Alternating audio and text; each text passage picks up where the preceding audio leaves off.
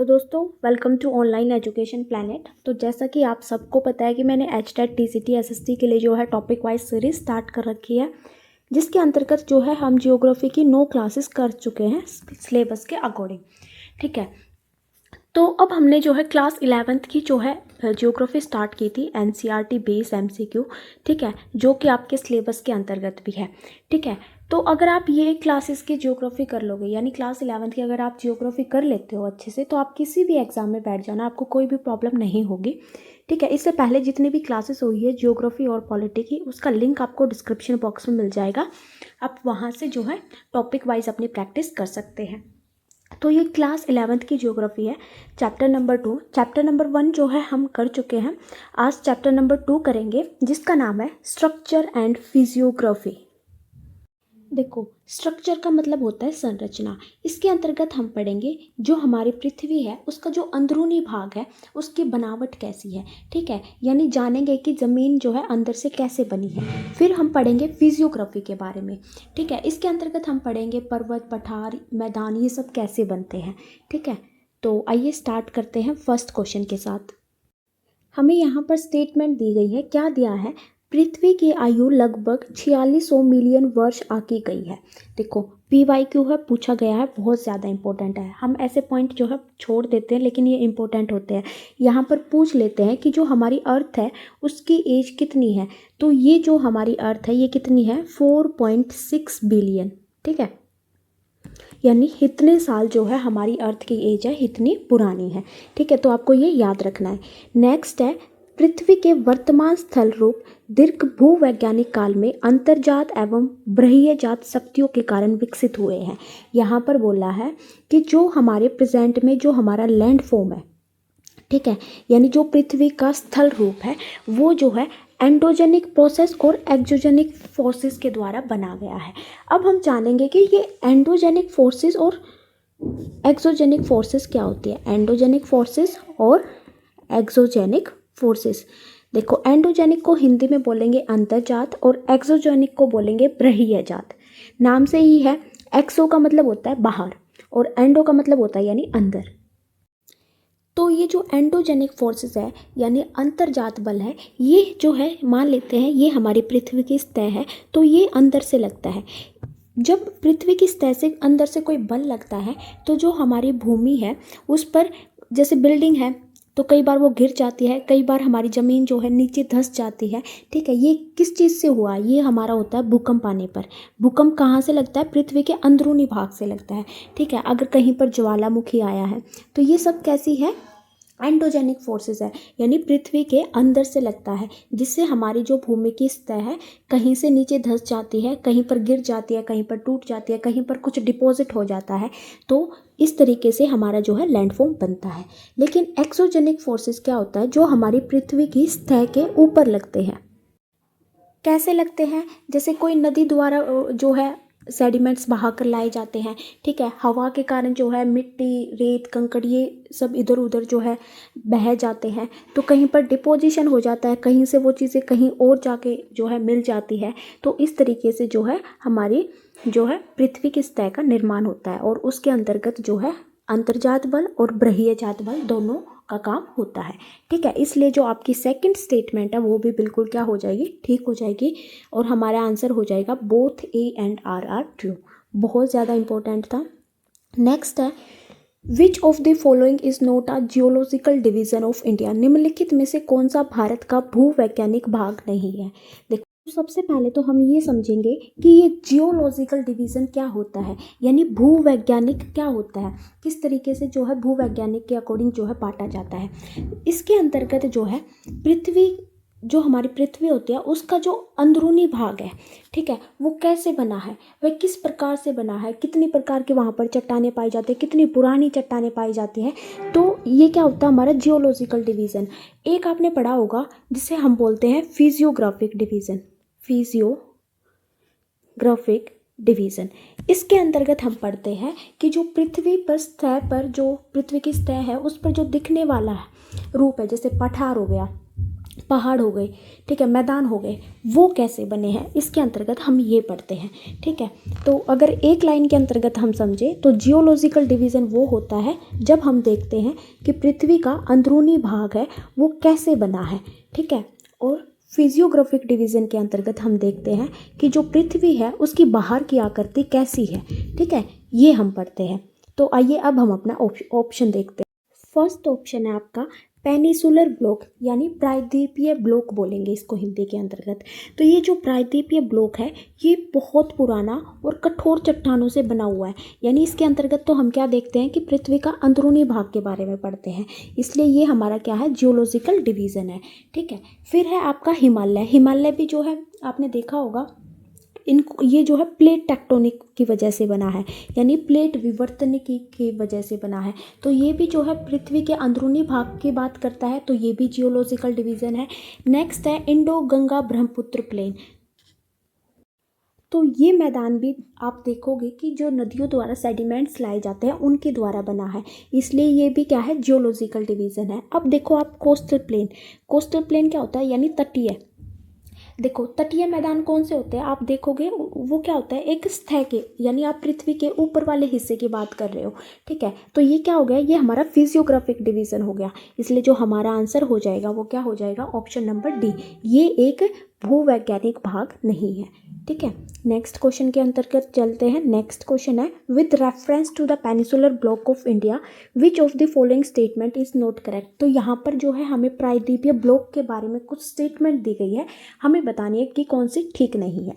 सबसे पहले हम जो है एक ये जान लेते हैं कि प्रायद्वीपीय होता क्या है, पेनिसुलर होता क्या है।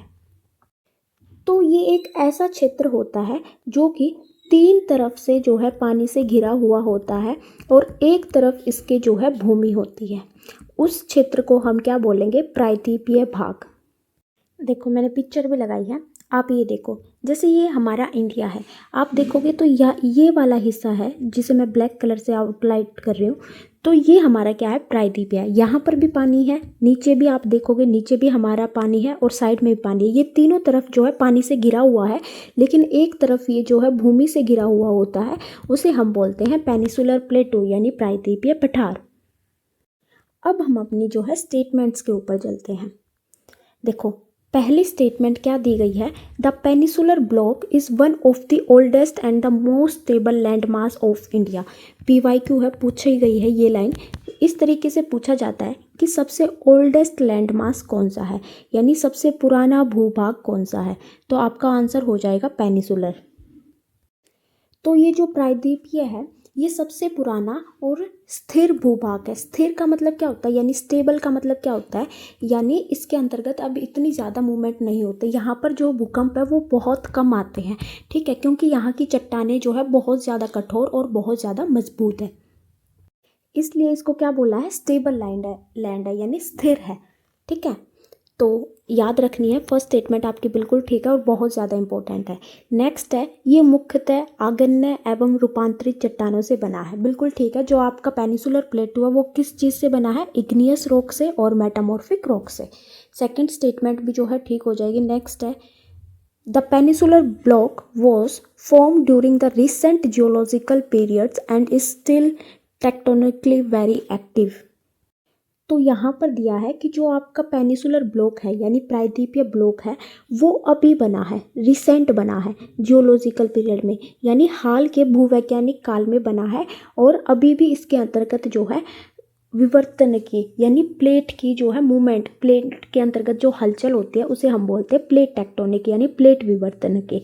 ठीक है, उसमें सक्रिय है, सक्रिय यानी एक्टिव है, अभी भी हो रही है, तो ये गलत हो जाएगा। मैंने आपको बताया कि ये जो पेनिसुलर ब्लॉक है ये सबसे पुराना है, यानी ओल्डेस्ट है, तो अभी तो नहीं बना है, तो ये स्टेटमेंट क्या हो जाएगी, गलत। और एक्टिव भी नहीं है, मैंने क्या बताया था कि ये क्या है, स्टेबल है, स्थिर है, इसके अंतर्गत अभी कोई भी मूवमेंट नहीं है, क्योंकि यहाँ की जो चट्टानें हैं वो बहुत ज़्यादा कठोर है, तो इसके अंतर्गत गलत पूछा था, तो ऑप्शन नंबर 3 जो है आपका आंसर हो जाएगा।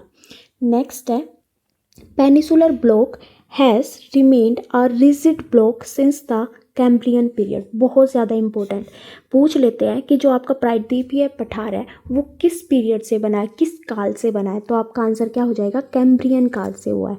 ठीक है, DSSB के अंतर्गत ये पूछा गया था। ठीक है। तो आपको याद रखना है ये कैसा है, जो आपका प्रायद्वीपीय पठार है वो बहुत ज़्यादा कठोर है और ये कैम्ब्रियन काल से बना हुआ है, यानी फोर्थ स्टेटमेंट भी आपकी ठीक हो जाएगी। तो इसके अंतर्गत आपका आंसर रहेगा ऑप्शन नंबर 3। ठीक है, यहाँ पर जो है पेनिसुलर प्लेटो की जो है मैंने बताया है, क्योंकि हम बिल्कुल जो है बेसिक से पढ़ेंगे ताकि किसी भी बच्चे को कोई भी प्रॉब्लम ना हो। कोई बच्चा पहली बार जियोग्राफी पढ़ रहा है तो उसको भी समझ आए। नेक्स्ट है, तो यहाँ पर भी कुछ स्टेटमेंट दी गई है।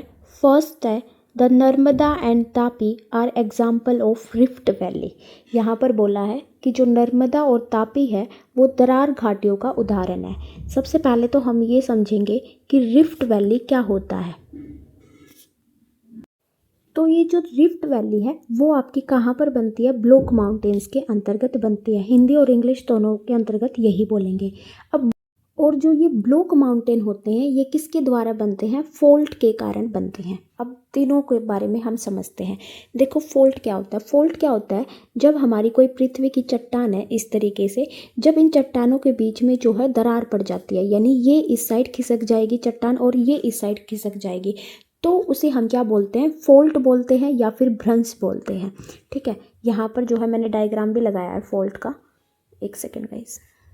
हाँ जी, देखो ये हमारी जो है चट्टान है, ये इस साइड खिसक गई और ये इस साइड खिसक गई, इसे हम क्या बोलेंगे, फॉल्ट बोलेंगे।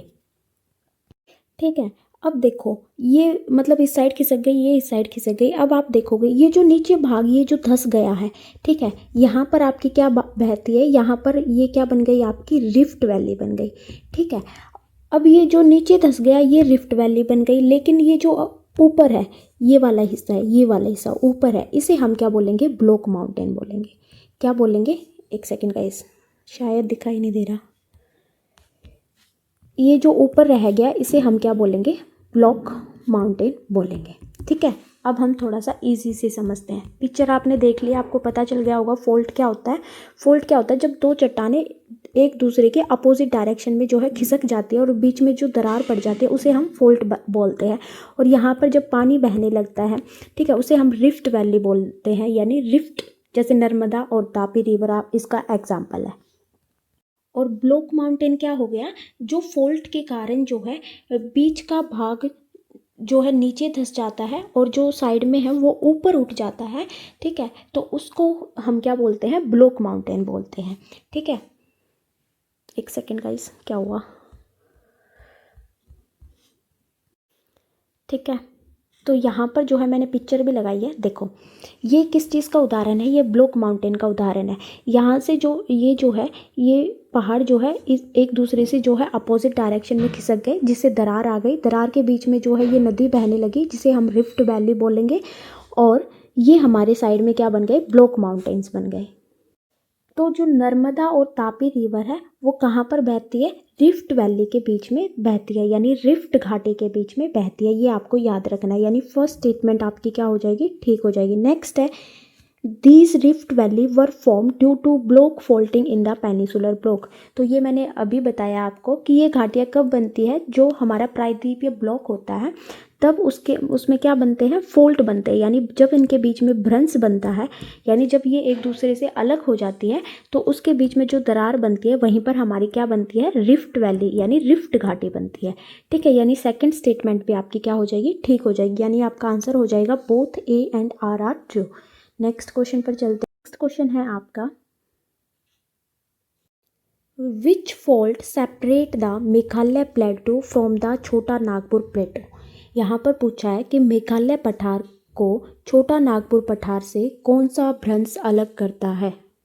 तो सबसे पहले तो हम ये समझ लेते हैं कि पठार क्या होता है। पठार क्या होता है, जो अपने आसपास की भूमि से थोड़ा सा ऊपर उठा हुआ भाग होता है उसे हम क्या बोलते हैं, पठार बोलते हैं। और ये एक टेबल की तरह होता है। ठीक है, आपको ये याद रखना है। फिर हम देखते हैं कि ये जो मेघालय पठार है और छोटा नागपुर पठार है, इसको जो है मालदा फॉल्ट जो है अलग करता है। बहुत ज़्यादा इंपॉर्टेंट, बहुत बार PYQ पूछा जा चुका है। देखो जो आपका मेघालय पठार है, तो यहाँ पर जो ये नॉर्थ ईस्ट स्टेट है यहाँ पर है, ठीक है, छोटा नागपुर यहाँ पर है, तो इनके बीच में जो है फॉल्ट के कारण कुछ ज़मीन जो है नीचे मतलब धंस गई थी, ठीक है, जहाँ पर ये फोल्ट बना, और इसे किस नाम से जाना जाता है, मालदा फोल्ट के नाम से जाना जाता है, जो कि मेघालय पठार और छोटा नागपुर पठार के बीच में पाया जाता है। नेक्स्ट क्वेश्चन पर चलते हैं। नेक्स्ट क्वेश्चन है आपका, तो यहाँ पर देखो इस तरीके से मैंने बताया आपको फोल्ट क्या होता है। नेक्स्ट है, which of the following statement is not correct. यहाँ पर हमें बताना है कि कौन सी स्टेटमेंट जो है ठीक नहीं है। फर्स्ट स्टेटमेंट दी गई है, the Himalayas are geologically young fold mountains, यानी हिमालय भूगर्भीय रूप से युवा वलित पर्वत है। सबसे पहले तो हम ये जानेंगे कि फोल्ड माउंटेन्स क्या होता है, युवा वलित क्या होता है। क्या होता है, जब एक प्लेट इधर से आ रही है, एक प्लेट इधर से, मान लेते हैं एक चट्टान मान लेते हैं, ठीक है, प्लेट आप शायद नहीं समझोगे, चट्टान मान लेते हैं। देखो ये चट्टान यहाँ से जो है फोर्स लगा रही है, ये यहाँ से फोर्स लगा रही है, तो क्या होता है बीच में इस तरीके का मोड़ आ जाता है, ठीक है, जब दोनों फोर्स लगाते हैं तो इस तरीके से जो है इनके अंतर्गत क्या पाए जाते हैं, फोल्ड पाए जाते हैं। इसको हम क्या बोलेंगे, फोल्ड बोलेंगे। तो ये स्टेटमेंट तो आपकी बिल्कुल ठीक हो जाएंगी, क्योंकि जो ये हिमालय है इन्हें, ये कैसे है, फोल्ड माउंटेन है, एक तो वलित पर्वत है, ये आपको समझ आया, एक यंग है, यंग मतलब अभी अभी बन रहे हैं, ठीक है, अभी अभी जो है मतलब अभी जो है हाल के सालों में जो है इनका निर्माण हुआ है, और अभी भी इन प्लेटों के बीच में क्या हो रही है, मूवमेंट हो रही है, ठीक है। तो ये आपको याद रखना है, जो हिमालय है वो यंग फोल्ड माउंटेन है। नेक्स्ट स्टेटमेंट है, Himalaya ranges run from east to west from Brahmaputra to Indus, यानी जो हिमालय की पर्वत श्रृंखला है वो ब्रह्मपुत्र से सिंधु तक पूर्व से पश्चिम दिशा में फैली है। अब आपने देखा होगा इस तरीके से जो है हमारा हिमालय है, ठीक है। तो यहाँ पर आपने देखा होगा, यहाँ पर इंडस रिवर है, और यहाँ पर जाओगे अरुणाचल प्रदेश के अंतर्गत तो यहाँ पर ब्रह्मपुत्र रिवर है। तो डायरेक्शन क्या होती है, ये ईस्ट हो गया, ये नॉर्थ हो गया, ये वेस्ट हो गया।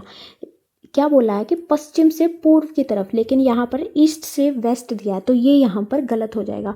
पश्चिम से पूर्व की तरफ ये जो है सिंधु नदी से ब्रह्मपुत्र तक फैला हुआ है, ठीक है। तो यही हमारा आंसर हो जाएगा, इसके अंतर्गत जो है गलत पूछा था, तो आपको ध्यान से देखना है। नेक्स्ट दिया है, हिमालय विश्व के सबसे दुर्गम पर्वत बाधाओं में से एक है। तो ये स्टेटमेंट भी आपकी बिल्कुल ठीक हो जाएगी, क्योंकि जो हिमालय है उसकी इतनी ज़्यादा ऊंचाई है, इतनी ढलानें हैं, और ये एक बर्फीला क्षेत्र है जो कि प्राकृतिक अवरोध यानी बैरियर का काम करता है, ठीक है। तो थर्ड स्टेटमेंट भी आपकी क्या हो जाएगी, ठीक हो जाएगी। नेक्स्ट है, हिमालय की चौड़ाई 400 किलोमीटर से 150 किलोमीटर तक बदलती रहती है। तो ये स्टेटमेंट भी आपकी ठीक हो जाएगी। जो यहाँ पर आप देखोगे तो यहाँ पर तो हिमालय की चौड़ाई कितनी है, 400। जैसे जैसे आप अरुणाचल प्रदेश की साइड जाओगे तो वहाँ पर इसकी चौड़ाई कितनी हो जाएगी, 150 किलोमीटर। बहुत ज़्यादा इंपॉर्टेंट पॉइंट है ये भी। तो इसके अंतर्गत हमसे गलत पूछा था, तो बी ऑप्शन जो है गलत है, तो यही हमारा आंसर हो जाएगा। देखो ये इस तरीके की आप देख रहे होंगे, इन्हें क्या बोलते हैं, फोल्ड्स बोलते हैं। जब एक चट्टान इधर से आती है, एक चट्टान इधर से आती है, तो बीच में क्या हो जाता है, मुड़ जाते हैं, ठीक है, जिसके अंतर्गत जो है फोल्ड्स पड़ जाते हैं, ठीक है। नेक्स्ट है, consider the following statement about the 3 parallel ranges of Himalaya. यहाँ पर हमें बताना है हिमालय की 3 समांतर पर्वत श्रेणियों के बारे में कुछ स्टेटमेंट दी गई है, उनके बारे में विचार करना है। सबसे पहली स्टेटमेंट दी गई है, द ग्रेट हिमालय और inner Himalaya Himadri form the northern most and loftiest range with an average height of 6000 metre. देखो क्वेश्चन इस तरीके से पूछ लेते हैं कि लॉन्गिट्यूडनल एक्सटेंट के बेस पर जो है आप जो है हिमालय की पैरेलल रेंजेस बताओ। लॉन्गिट्यूडनल यानी इस तरीके से, यानी जब हम नॉर्थ से लेकर साउथ की तरफ जाते हैं तो इस तरीके से जो पैरेलल रेंज है उसके बारे में बताओ। तो 3 रेंजेस होती है हमारी। सबसे ऊपर होती है ग्रेट हिमालय, जिसे जो है इनर हिमालय भी कहा जाता है और हिमाद्री भी बोला जाता है, ठीक है। इसकी जो एवरेज हाइट है वो 6000 मीटर है, और ये जो है ग्रेनाइट का बना हुआ होता है। किस चीज़ का, ग्रेनाइट का, और ये हमेशा बर्फ़ से ढके हुए होते हैं, ठीक है। तो ये स्टेटमेंट हमारी बिल्कुल ठीक हो जाएगी, आपको याद रखना है। नेक्स्ट हमारा होता है हिमाचल, जिसे हम लेसर हिमालय भी कहते हैं, और ये हिमाद्री के साउथ में है। यानी सबसे पहले तो ये हिमाद्री हो गया ग्रेट हिमालय, तो इसके साउथ में है। इसके साउथ में क्या हो गया, हिमाचल हो गया, जिसे हम लेसर हिमालय भी बोलते हैं। और यहाँ पर गहरी घाटियाँ यानी डीप वैली और रग्ड टेरेन मतलब ऊबड़ खाबड़ जो है टेरेन पाए जाते हैं, यानी कि मैदान। तो ये स्टेटमेंट भी आपकी ठीक हो जाएगी। और जो हिमाचल है इसकी जो एवरेज हाइट होती है वो कितनी होती है, 3700 से 4500 मीटर, 3700 से 4500 मीटर, ये आपको याद रखना है। ठीक है, नेक्स्ट है the Shivalik range is the southern most Himalaya range composed mainly of unconsolidated sediment, यानी शिवालिक श्रेणी जो है सबसे दक्षिणतम श्रेणी है जो मुख्यतः असंयोजित अवसादों से बनी है। तो ये भी ठीक हो जाएगी। जो आपकी शिवालिक है, पहले ग्रेट हिमालय होता है, फिर हिमाचल होता है, फिर शिवालिक होता है। ठीक है, और ये जो शिवालिक है इसे आउटर मोस्ट रेंज भी कहा जाता है। पूछ लेते हैं कि सबसे बाहरी रेंज कौन सी है, तो आपका आंसर हो जाएगा शिवालिक हो जाएगा। ठीक है, और ये जो शिवालिक रेंज है ये सेडिमेंट्स की बनी हुई होती है, यानी अनकंसोलिडेटेड सेडिमेंट्स, यानी कि जैसे रेत हो गया, जो नदी द्वारा बहा कर लाए जाते हैं ना, रेत, कंकड़, मिट्टी, इन सब से ये जो है शिवालिक रेंज बनी हुई है। ठीक है, तो ये तीनों ही रेंज बहुत ज़्यादा इंपॉर्टेंट है। ठीक है, तो और तीनों ही ऑप्शन जो है आपके ठीक हो जाएंगे। तो जो आपका आंसर रहेगा वो क्या हो जाएगा, 1, 2 एंड 3। ठीक है, देखो ये यहाँ पर जो है मैंने पिक्चर लगाई है। सबसे पहले जहाँ पर ये रेड मार्क है ये है हमारा ट्रांस हिमालय। क्या है, ट्रांस हिमालय। ठीक है, फिर ये जो ब्लू आपको दिख रही है ये है हमारा ग्रेट हिमालय। फिर आपको ये जो ग्रीन लाइन दिख रही है इसे हम बोलेंगे लेसर हिमालय, और ये जो पिंक लाइन है इसे हम क्या बोलेंगे, शिवालिक। और शिवालिक के नीचे जो है हमारे नॉर्दर्न प्लेन आ जाते हैं, यानी उत्तरी मैदान आ जाते हैं। ठीक है, तो ये रेंजेस आपको पता होनी चाहिए कि कहाँ से कहाँ तक होते हैं। देखो ये जो ट्रांस हिमालय है तो आप ये देखोगे ये लद्दाख वाले रीजन के अंतर्गत है। कहाँ पर है, लद्दाख वाले रीजन के अंतर्गत है। फिर उसके बाद ये जो ग्रेट हिमालय है तो ये ग्रेट हिमालय आपका ये वाला हिस्सा है। ठीक है, आपको याद रखना है। फिर आपका जो है लेसर हिमालय है जहाँ पर ये ग्रीन है, ग्रीन डॉट्स है, और फिर पिंक वाला आपका शिवालिक है। वह बहुत ज़्यादा इंपॉर्टेंट है। ठीक, आपको याद रखना है, सबसे पहले ट्रांस, फिर ग्रेट हिमालय, फिर लेसर हिमालय और फिर शिवालिक है। ठीक है, देखो क्या दिया है 8th क्वेश्चन के अंतर्गत, विच of the following statement is not correct. यहाँ पर हमें बताने की कौन सी स्टेटमेंट ठीक नहीं है। सबसे पहले दिया है Karakoram range is the highest range of trans Himalaya. इसमें बोला है कि जो काराकोरम रेंज है वो ट्रांस हिमालय की सबसे ऊंची श्रेणी है। ठीक है, देखो ये PYQ इतने ज़्यादा एग्ज़ाम में आपको मिलेंगे, HTET में भी मिलेगा, DSSP में भी, KVS में भी, हर TGT SST के अंतर्गत आपको देखने को मिलेगा। देखो यहाँ पर हम जानते हैं, ये आपको दिया है, ये मैंने आपको दिखाया, ये जो रेड कलर का है ये क्या है, आपका ट्रांस हिमालय है। ठीक है, तो सबसे पहले तो हम ट्रांस हिमालय के जितने भी माउंटेन हैं और जितनी भी रेंजेस है उसके बारे में जान लेते हैं। आइए यहाँ पर हम जो है अलग से मैप बना लेते हैं। देखो इस तरीके से जो है, कुछ इस तरीके से जो है आपको अपना इंडिया का मैप दिखेगा। ठीक है, फिर ट्रांस हिमालय के बारे में सबसे पहले हम रेंजेस के बारे में जान लेते हैं, यानी श्रेणी के बारे में जान लेते हैं। सबसे पहले आपकी ये वाली होती है काराकोरम रेंज। कौन सी होती है, काराकोरम रेंज। ठीक है, फिर ये वाली आपकी होती है लद्दाख रेंज। कौन सी होती है, लद्दाख रेंज। ठीक है, फिर यहाँ पर आपकी होती है जस्कर। क्या होती है, जस्कर। कौन सी होती है, जस्कर रेंज। ठीक है, और यहाँ पर आपकी होती है कैलाश रेंज। कौन सी होती है, कैलाश रेंज। ठीक है, आपको बिल्कुल ऐसे ही याद रखना है। सबसे ऊपर आपकी होती है काराकोरम, फिर होती है लद्दाख और फिर होती है जस्कर, क्योंकि पूछ लेते हैं लद्दाख रेंज किन दो रेंजेस के बीच में पाई जाती है, तो आपको याद होना चाहिए काराकोरम और जस्कर के बीच में पाई जाती है। ठीक है, ये आपकी हो गई ट्रांस हिमालय की रेंजेस। ठीक है, बिल्कुल आपको ऐसे ही याद करने। एक बार अगर आप मैप के अंतर्गत खुद हाथ से ड्रॉ करके बनाओगे तो आपको याद हो जाएगा, और याद करने का कोई तरीका नहीं है इसका। ठीक है, Karakoram range, Ladakh range, Zaskar range और कैलाश रेंज। अब हम यहाँ पर जानेंगे हाईएस्ट पीक के बारे में। ठीक है, इसी तरीके से ये रेंजेस हो गई, आपको याद रखना, बहुत ज़्यादा इम्पोर्टेंट है ये। ठीक है, इस तरीके से ये हमारा हो गया ट्रांस हिमालय। ठीक है, यहाँ पर मैंने बताया कि ये क्या है, काराकोरम रेंज है। इसी काराकोरम रेंज पर क्या पाई जाती है, एक पीक पाई जाती है जिसे कहा जाता है K2। क्या कहा जाता है, K2, और इसे एक नाम से और जाना जाता है, ऑस्टिन गॉडविन, ऑस्टिन गॉडविन। ठीक है, ये जो है काराकोरम रेंज की सबसे हाईएस्ट पीक है। ध्यान से सुनना, काराकोरम रेंज की सबसे हाईएस्ट पीक कौन सी है, K2। ठीक है, और एक यहाँ पर पीक पाई जाती है यहीं पर, इसका नाम है राखा पॉक्सी। क्या नाम है, राखा पॉक्सी। ठीक है, देखो ये नाम जो है नया होगा, आपने पहली बार सुना होगा, लेकिन जो TCT SST की तैयारी कर रहे हैं उनके लिए बहुत ज़्यादा इम्पोर्टेंट है। ठीक है, तो देखो आपको याद रखना है, अगर पूछे वर्ल्ड की सबसे हाईएस्ट पीक कौन सी है, देखो वर्ल्ड की पूछे सबसे हाईएस्ट पीक तो क्या हो जाएगा, आपका आंसर हो जाएगा माउंट एवरेस्ट, जो कि कहाँ पर है, नेपाल के अंतर्गत है। ठीक है, और वर्ल्ड की सेकंड हाईएस्ट पीक कौन सी है, K2, जो कि हमने अभी पढ़ा, जो कि काराकोरम रेंज के अंतर्गत है। ठीक है, फिर अगर पूछे आपसे इंडिया की सबसे हाईएस्ट पीक कौन सी है, कंचनजुंगा।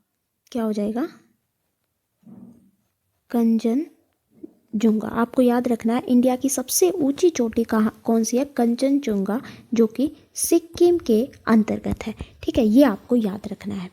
अब देखो हमने पिक्स के बारे में जान लिया, रेंजेस के बारे में जान लिया। ठीक है, पिक्स के बारे में मैंने बता दी, वर्ल्ड की कौन सी हाईएस्ट है और इंडिया की कौन सी हाईएस्ट है, आपको याद रखना है। ठीक है, मैं अब आपको ये बता देती हूँ कि सबसे ऊंची श्रेणी कौन सी है, ट्रांस हिमालय के अंतर्गत सबसे हाईएस्ट रेंज कौन सी है। तो देखो मैंने ये डायग्राम बनाया था, सबसे ऊंची कौन सी है, सबसे ऊपर कौन सी है, काराकोरम रेंज। तो फर्स्ट स्टेटमेंट आपकी क्या हो जाएगी, ठीक हो जाएगी। नेक्स्ट है K2 विश्व की सबसे ऊंची चोटी है, ये गलत हो जाएगा। सबसे ऊंची चोटी कौन सी है, माउंट एवरेस्ट है। कौन सी है, माउंट एवरेस्ट है। ठीक है, तो सेकंड स्टेटमेंट आपकी गलत हो जाएगी। नेक्स्ट है Ladakh range lies south of Karakoram range, यानी लद्दाख श्रेणी काराकोरम श्रेणी के दक्षिण में स्थित है, ये बिल्कुल ठीक हो जाएगा। देखो यहाँ पर काराकोरम है और इसके दक्षिण में क्या है, लद्दाख है, तो थर्ड स्टेटमेंट भी आपकी ठीक हो जाएगी। नेक्स्ट है mount Kailash is located in Tibet region, तो ये स्टेटमेंट भी आपकी बिल्कुल ठीक हो जाएगी। जो माउंट कैलाश है वो कहाँ पर है, तिब्बत के अंतर्गत है। तो जो गलत हो जाएगा तो वो हो जाएगा आपका ऑप्शन नंबर बी, यानी आपका आंसर क्या रहेगा, ऑप्शन नंबर बी। ठीक है, नेक्स्ट क्वेश्चन पर चलते हैं। देखो यहाँ पर जो है मैंने डायग्राम भी लगाया था, ये आपकी हो जाएगी काराकोरम रेंज, ये आपकी हो जाएगी लद्दाख रेंज, ये आपकी हो जाएगी जश्कर, और ये आपकी हो जाएगी कैलाश रेंज। ठीक है, ये क्या हो गया, ट्रांस हिमालय हो गया। ठीक है, अब यहाँ से ट्रांस हिमालय से यही क्वेश्चन आपसे पूछे जाएंगे। अब हम जानेंगे ग्रेट हिमालय के बारे में। ये मैप है, आपको पता होना चाहिए ग्रेट हिमालय कहाँ से है। तो यहाँ से आपका ग्रेट हिमालय स्टार्ट होता है, ये जो है ये आपका क्या है, ग्रेट हिमालय है। ठीक है, नेक्स्ट क्वेश्चन पर चलते हैं। नेक्स्ट क्वेश्चन है कंसिडर द फॉलोइंग स्टेटमेंट। क्या स्टेटमेंट दी गई है, देखो फर्स्ट स्टेटमेंट दी गई है K2 peak is located in Karakoram range. तो हमने पढ़ा था कि काराकोरम रेंज पर कौन सी चोटी है, K2 है। तो फर्स्ट स्टेटमेंट आपकी क्या हो जाएगी, ठीक हो जाएगी। नेक्स्ट है Karakoram range is the longest range of trans Himalaya, ये भी हमने पढ़ा है, ट्रांस हिमालय की सबसे लंबी श्रेणी कौन सी है, काराकोरम रेंज है। ठीक है, नेक्स्ट है Siachen glacier is located in Ladakh range. देखो ये गलत हो जाएगा, जो आपका सियाचिन ग्लेशियर है वो कहाँ पर पाया जाता है, वो आपका काराकोरम रेंज पर पाया जाता है। कहाँ पर, काराकोरम श्रेणी पर पाया जाता है। ठीक है, तो थर्ड स्टेटमेंट आपकी क्या हो जाएगी, गलत हो जाएगी। नेक्स्ट है the highest peak of the Karakoram range is mount K2 Godwin Austen. यहाँ पर बोला है कि जो काराकोरम श्रेणी है उसकी सबसे ऊंची चोटी कौन सी है, K2, जिसे गॉडविन ऑस्टिन के नाम से भी जाना जाता है। तो ये स्टेटमेंट हमारी क्या हो जाएगी, ठीक है। तो हमने ट्रांस हिमालय की रेंजेस के बारे में पढ़ लिया। ठीक है, आपको पता चल गया, पिक्स के बारे में पढ़ लिया, कौन सी पीक हाईएस्ट है, लेकिन ग्लेशियर रह गया। ठीक है, तो ग्लेशियर के बारे में मैं भी आपको बता देती हूँ। ठीक है, देखो ये हमारा था ट्रांस हिमालय। ठीक है, इस तरीके से है। ठीक है, तो ट्रांस हिमालय के ग्लेशियर के बारे में सबसे पहले मैं आपको बता देती हूँ। यहाँ पर पाया जाता है बटूरा, कौन सा पाया जाता है, बटूरा। ठीक है, बटूरा। ठीक है, यहाँ पर पाया जाता है बियाफो। क्या पाया जाता है, बियाफो। ठीक है, फिर आपका पाया जाता है बाल्टोरा, क्या पाया जाता है, बाल्टोरा, ठीक है। और फिर यहाँ पर आपका पाया जाता है सियाचिन, क्या पाया जाता है, सियाचिन, ठीक है। ये ग्लेशियर है जो आपके ट्रांस हिमालय के अंतर्गत पाए जाते हैं, ठीक है, और काराकोरम रेंज के अंतर्गत, ठीक है। आपको याद रखने, इसी तरीके से पूछ लेते हैं कि वेस्ट से लेकर ईस्ट की तरफ लगाओ, तो आपको ऐसे याद होना चाहिए, बटूरा, बियाफो, बाल्टोरा, सियाचिन, ठीक है। और जो सियाचिन ग्लेशियर है वो आपका वर्ल्ड का हाईएस्ट जो है बैटल फील्ड है, क्या है, वर्ल्ड का हाईएस्ट क्या है, बैटल फील्ड है, ये आपको याद रखना है, ठीक है, ये चीज़ आपको। अब देखो आपकी जो है ट्रांस हिमालय जो है कंप्लीट हो चुका है। इसके अंतर्गत जो गलत पूछा था, नहीं सॉरी सही पूछे हैं, कौन कौन सी स्टेटमेंट ठीक है, तो आपकी फर्स्ट, सेकंड और फोर्थ स्टेटमेंट क्या हो जाएगी, ठीक हो जाएगी, यानी आपका आंसर रहेगा option number first. Next question पर चलते हैं। Which of the following statement is not correct, यहाँ पर हमें बताना कि कौन सी स्टेटमेंट गलत है। क्या दिया है, the great Himalaya also known as Himadri, यानी जो महान हिमालय है उसे हिमाद्री भी कहा जाता है, और क्या कहा जाता है, इनर हिमालय यानी आंतरिक हिमालय भी कहा जाता है, ठीक है। यानी फर्स्ट स्टेटमेंट आपकी क्या हो जाएगी, ठीक हो जाएगी। नेक्स्ट है, the great Himalaya contain several peaks about 8000 meter, यहाँ पर पूछा है कि जो महान हिमालय है उसमें 8000 मीटर से अधिक ऊंचाई की चोटियाँ पाई जाती है, तो ये भी बिल्कुल ठीक है और इम्पोर्टेंट है, ठीक है। नेक्स्ट है, Kanchenjunga is the highest peak of the world, यहाँ पर बोला है कि जो कंचनजुंगा है वो हाईएस्ट पीक है वर्ल्ड की, नहीं, कंचनजुंगा किसकी हाईएस्ट पीक है, इंडिया की, और वर्ल्ड की मैंने आपको क्या बताई थी, वर्ल्ड की हाईएस्ट पीक, आपका आंसर क्या हो जाएगा, माउंट एवरेस्ट, ये कहाँ पर है, नेपाल के अंतर्गत है। और वर्ल्ड की सेकंड हाईएस्ट क्या बताई है मैंने आपको, K2 गोडविन ऑस्टिन, तो बिल्कुल भी क्वेश्चन गलत नहीं होना चाहिए, ठीक है। तो सी जो है आपका गलत हो जाएगा और यही आपका आंसर हो जाएगा। नेक्स्ट दिया है, the great Himalaya extend from Kashmir to Arunachal Pradesh, जो आपका महान हिमालय है वो कहाँ से शुरू होता है, कश्मीर से शुरू होता है और अरुणाचल प्रदेश तक होता है, ठीक है। यानी फोर्थ स्टेटमेंट भी आपकी क्या हो जाएगी, ठीक हो जाएगी। और आपको जो है ग्रेट हिमालय के बारे में क्या याद रखना है, पूछा जाता है जो आपकी माउंट एवरेस्ट पीक है यानी वर्ल्ड की हाईएस्ट पीक है वो कहाँ पर पाई जाती है, तो आपको याद रखना है कहाँ पर पाई जाती है, ग्रेट हिमालय के अंतर्गत पाई जाती है। इंडिया की जो हाईएस्ट पीक है कंचनजुंगा, वो भी कहाँ पर पाई जाती है, ग्रेट हिमालय के अंतर्गत पाई जाती है। यानी सबसे ऊंची चोटियाँ कहाँ पर पाई जाती है, इंडिया की भी और वर्ल्ड की, वो ग्रेट हिमालय में आपकी पाई जाती है, ठीक है। आपको याद रखना है, बहुत ज़्यादा इंपॉर्टेंट है। नेक्स्ट क्वेश्चन पर चलते हैं। नेक्स्ट है, which of the following statement is not correct, यहाँ पर हमें बताना है कि कौन सी स्टेटमेंट ठीक नहीं है। माउंट एवरेस्ट विश्व की सबसे ऊंची चोटी है, तो ये बिल्कुल ठीक हो जाएगा, और ये माउंट एवरेस्ट कहाँ पर पाया जाता है, ग्रेट हिमालय यानी हिमाद्री के अंतर्गत पाया जाता है।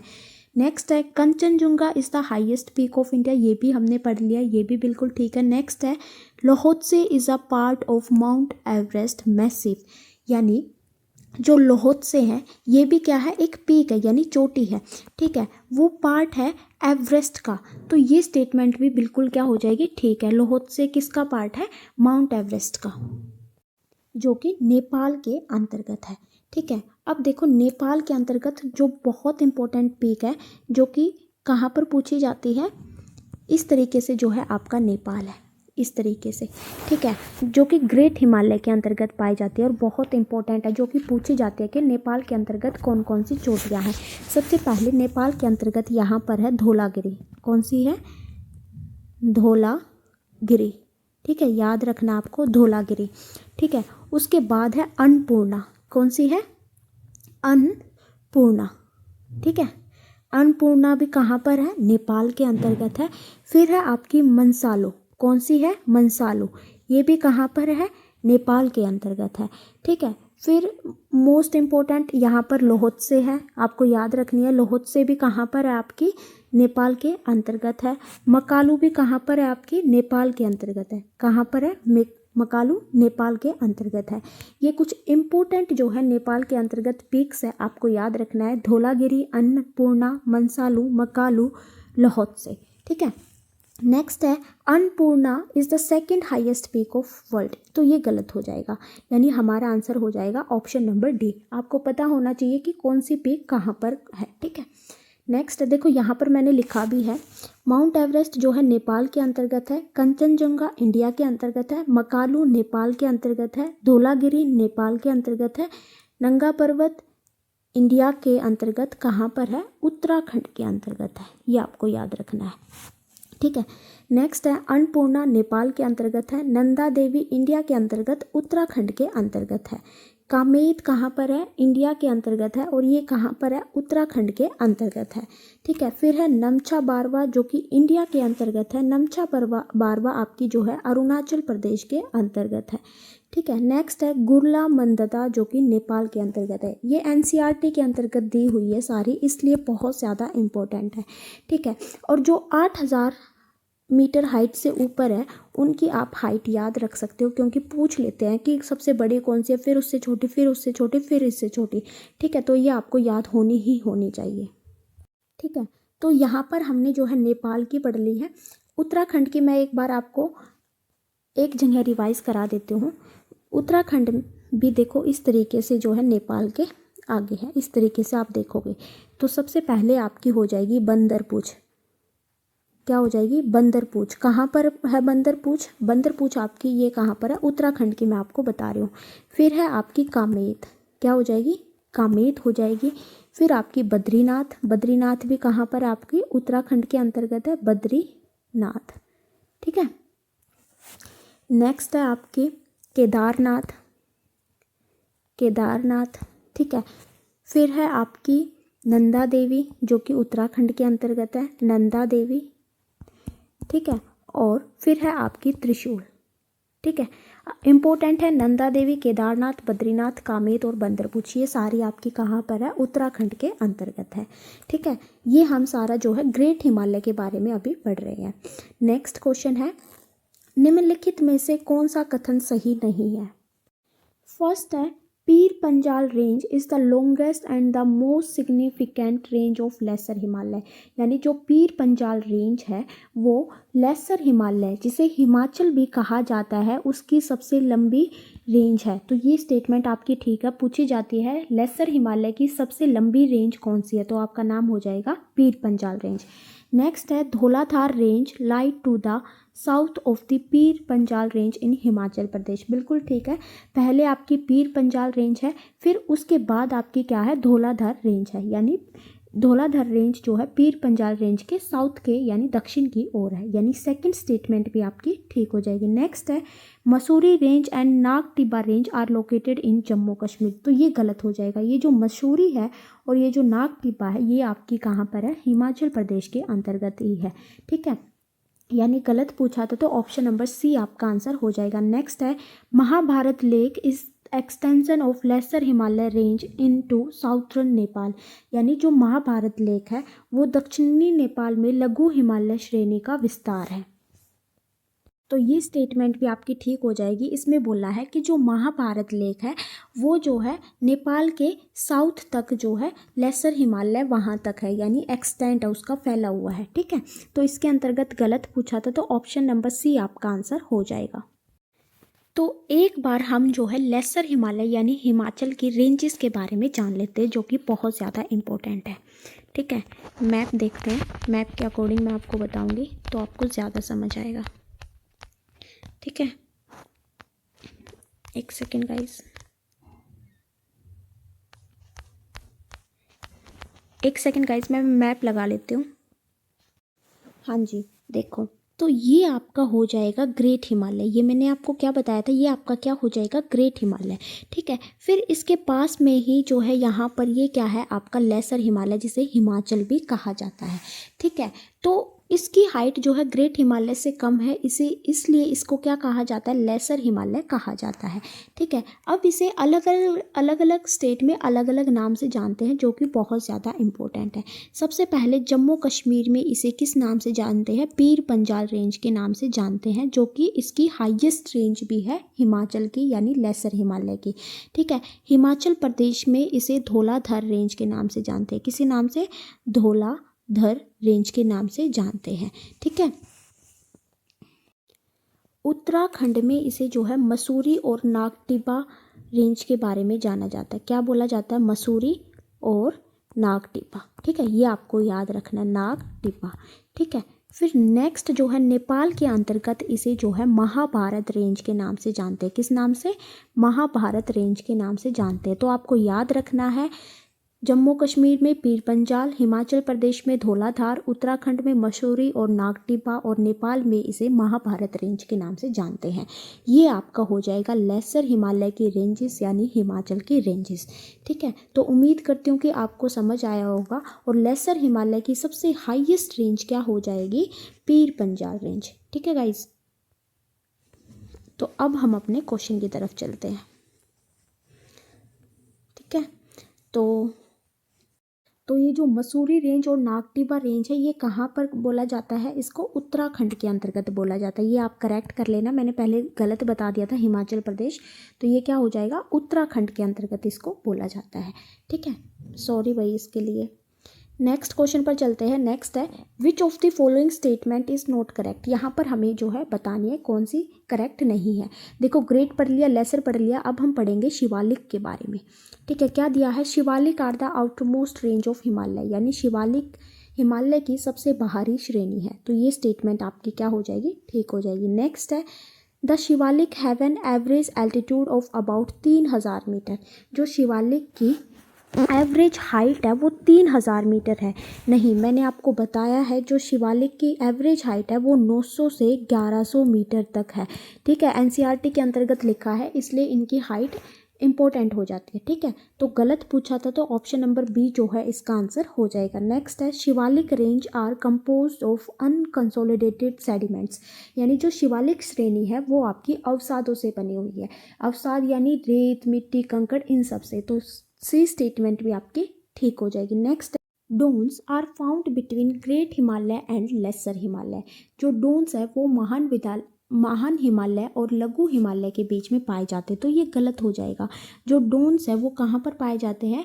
वो आपके लेसर हिमालय और शिवालिक के बीच में पाए जाते हैं। ये आपको याद रखना बहुत ज़्यादा इंपॉर्टेंट है, ठीक है। जैसे देहरादून हो गया, ठीक है, जिनके पीछे डून्स आता है नाम के अंतर्गत, वो कहाँ पर पाए जाते हैं? लेसर हिमालय और शिवालिक के बीच में पाए जाते हैं। यानी ऑप्शन नंबर डी भी गलत है, तो इसका आंसर हो जाएगा बी एंड डी, ठीक है। नेक्स्ट क्वेश्चन पर चलते हैं। तो यहाँ पर कुछ हमें मैच द फॉलोइंग करना है। क्या दिया गया है?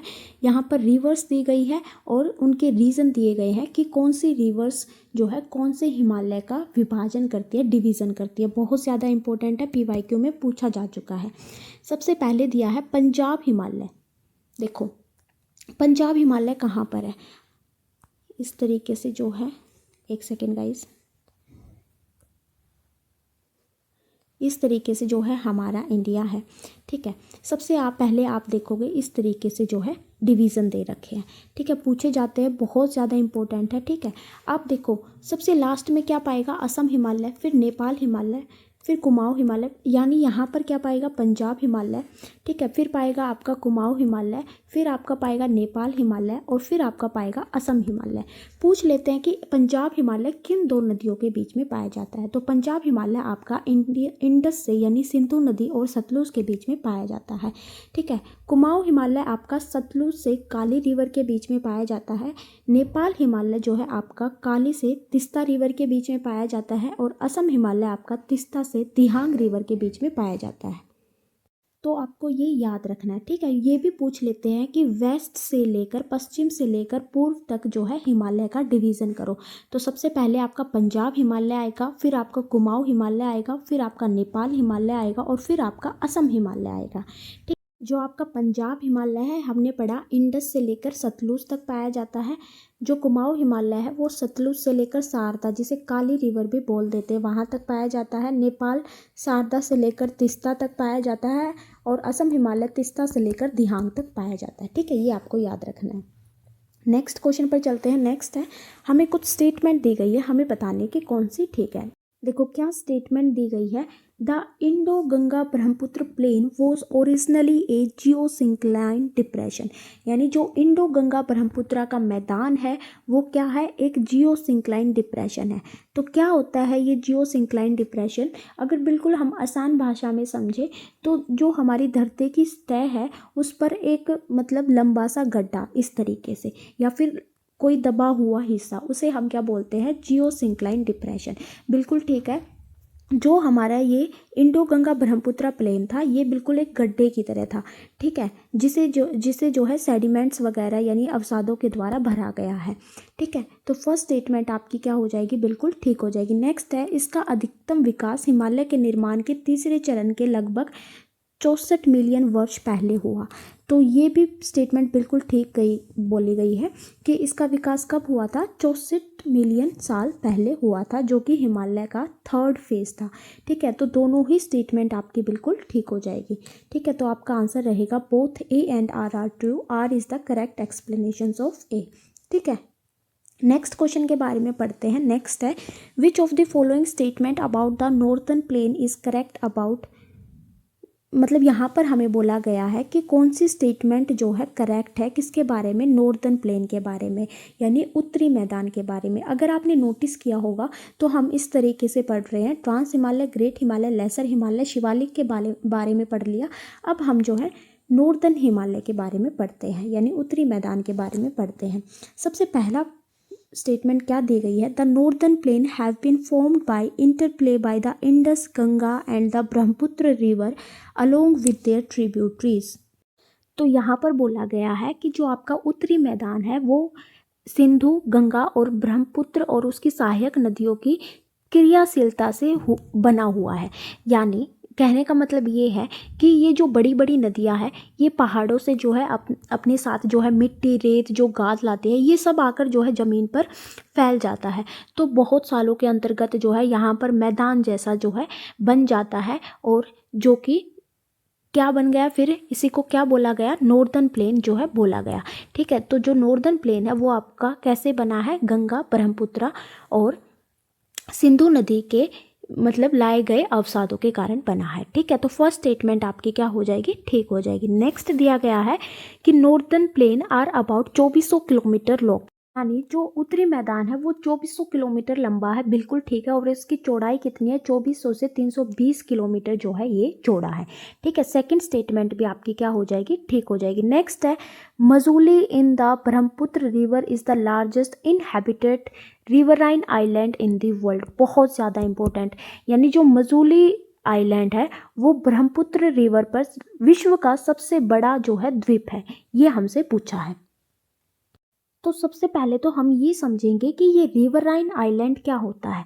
देखो क्या होता है, जब आपने देखा होगा फिल्मों वगैरह के अंतर्गत देखा होगा, यानी मतलब चारों ओर जो है पानी होती है, लेकिन बीच में क्या होता है, इस तरीके का पहाड़ होता है, ठीक है, और इसके चारों ओर क्या होता है, पानी होता है, ठीक है। ये कैसे बनता है, देखो जब नदी अपने साथ जो है बहाकर जो है मिट्टी, रेत, कंकड़ गाद लाती है, तो जब ये चीज़ें नदी के बीच में इकट्ठी होने लगती है तो वहाँ पर थोड़ी सी मतलब अगर यहाँ पर रेत मिट्टी आने लगी तो थोड़ी सी ज़मीन उभर आती है, तो यही क्या बन जाता है, रिवराइन आइलैंड बन जाता है, ठीक है। और सबसे बड़ा रिवराइन आइलैंड ब्रह्मपुत्र रिवर पर है, जो जिसका नाम है मजूली, बहुत ज़्यादा इंपॉर्टेंट है। यानी इसके अंतर्गत आपकी तीनों ही स्टेटमेंट क्या हो जाएगी, ठीक हो जाएगी, यानी ऑल ऑफ द अबव, ठीक है। नेक्स्ट क्वेश्चन पर चलते हैं। नेक्स्ट है आपका, देखो अब आपने यहाँ तक हमने पढ़ लिया था, अब यहाँ पर जो है ये नॉर्थर्न प्लेन जो है आपका दिखाया गया है। जहाँ जहाँ पर जो है आपको पिंक दिखाई दे रहा है वो आपका क्या है, उत्तरी मैदान है। आपको पता होना चाहिए ये हिस्सा किसके अंतर्गत आता है, उत्तरी मैदान के अंतर्गत आता है, ठीक है। बिल्कुल आपको लोकेशन याद होनी चाहिए, जियोग्राफी इसीलिए मतलब ईजी हो जाती है, ठीक है, इसलिए मैंने पिक्चर लगाई है। नेक्स्ट क्वेश्चन के अंतर्गत चलते हैं। नेक्स्ट है, arrange the following belts of great Indian plains from north to south.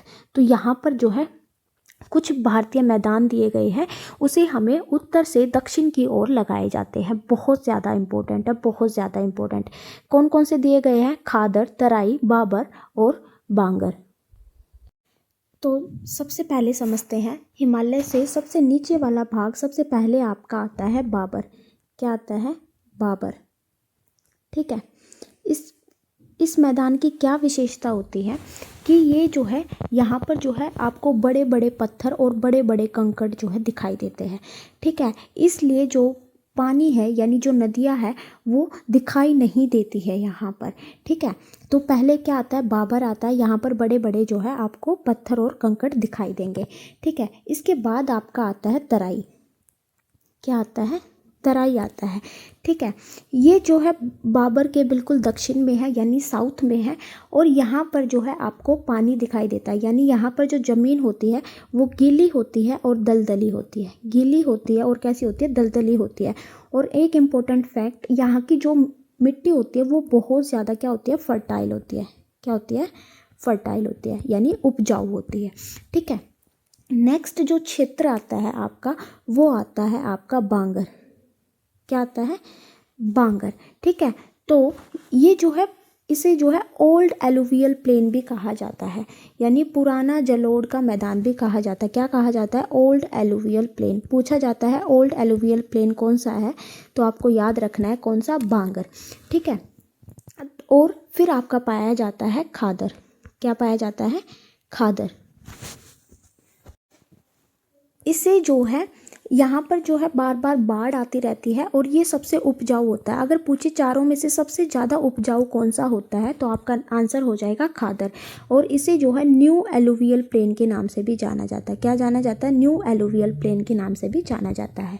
ठीक है, तो ये आपको याद रखना है। इसी तरीके से देखो, यहाँ पर मैंने जो है पिक्चर भी लगाई है आपके लिए, ये रहा। देखो, ये हिमालय हो गया। हिमालय के नीचे आपको ये जो बड़े बड़े कंकर दिखाई देंगे, ये बाबर है। ठीक है, फिर आपको इस तरीके से यानी दलदली क्षेत्र दिखाई देगा जिसे तराई बोला जाता है। फिर आपको ये बांगर दिखाई देता है। फिर ये आपका क्या है, खादर है। ठीक है, जो कि न्यू एलुवियल प्लेन है।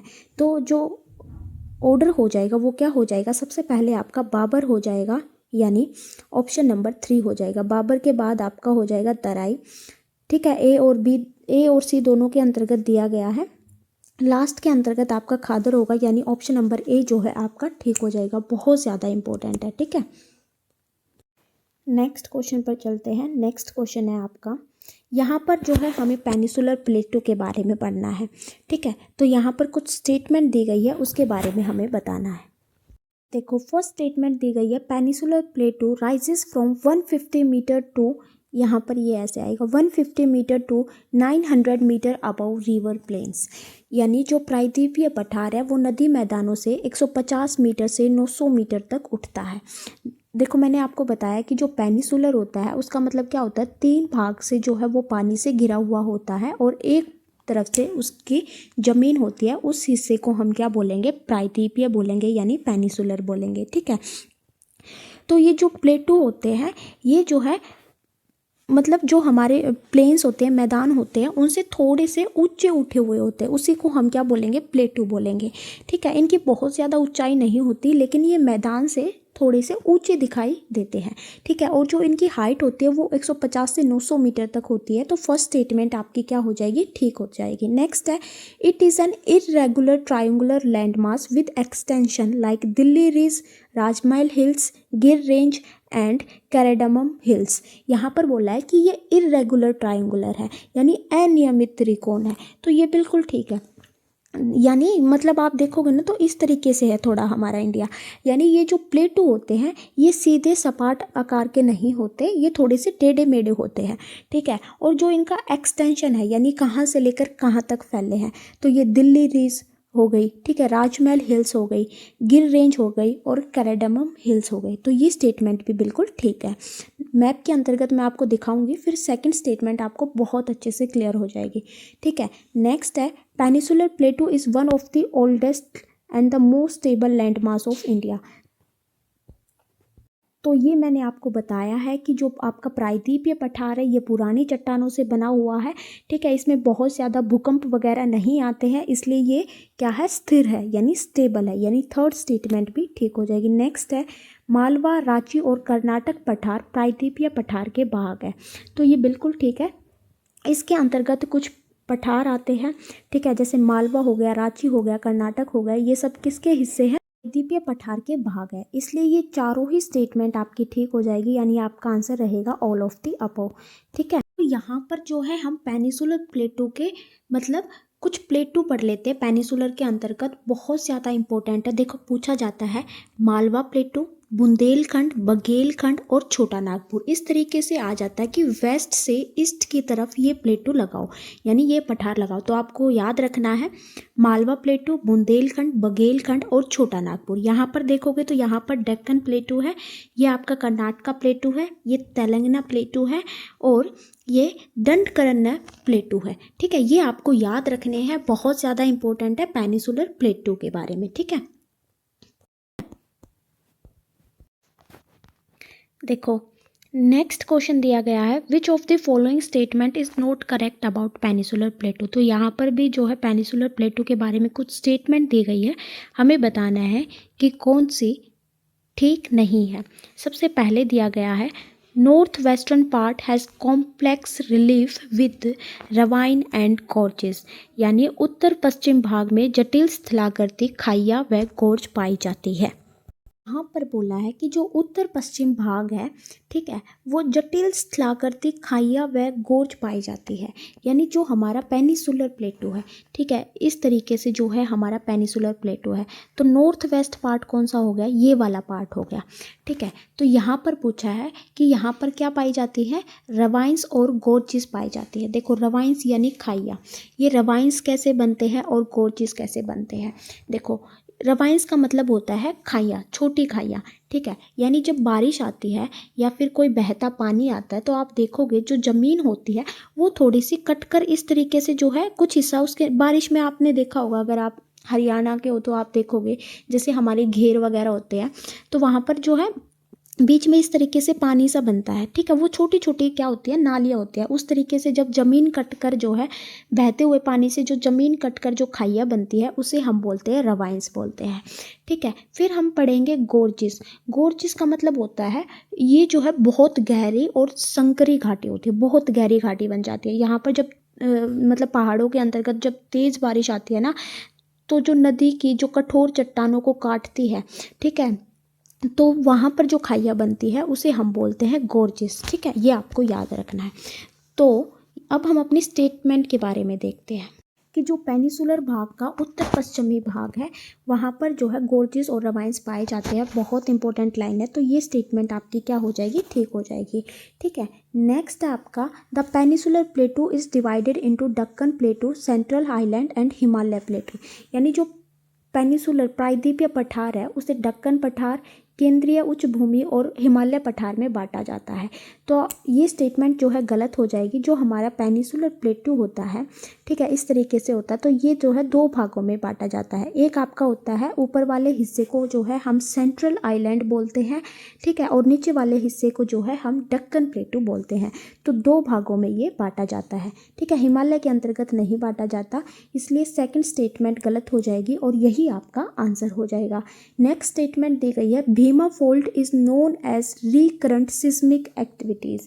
यानी जो भीमा फोल्ड है यानी भ्रंश है वो बार बार आने वाली भूकंपीय गतिविधियों के लिए प्रसिद्ध है। तो फोल्ड हमने पढ़ लिया है, जब चट्टानें जो है एक दूसरे से दूर खिसक जाती है, वहाँ पर जो दरार पड़ जाती है उसे हम फोल्ड बोलते हैं।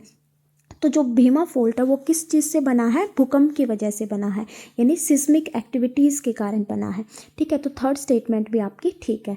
नेक्स्ट क्या दिया गया है, tors, hummocky hills and bare rocky structure are common physiographic features of the peninsular plateau. यानी टोर्स, ऊबड़ खाबड़ पहाड़ियाँ और नंगी चट्टानें प्रायद्वीपीय पठार की विशेषताएं हैं। ठीक है, सबसे पहले तो हम ये जानेंगे कि टोर्स क्या होता है। तो इसे हम अगर पिक्चर से समझेंगे ना तो आपको बहुत अच्छे से समझ आएगा। मैंने पिक्चर नहीं लगाई है तो हम सीधा गूगल कर लेते हैं। ठीक है, तो चीज़ें आपको अच्छे से याद रहेगी। तो यहाँ पर हम पढ़ रहे थे टॉर्स के बारे में, टॉर्स इन जियोग्राफी।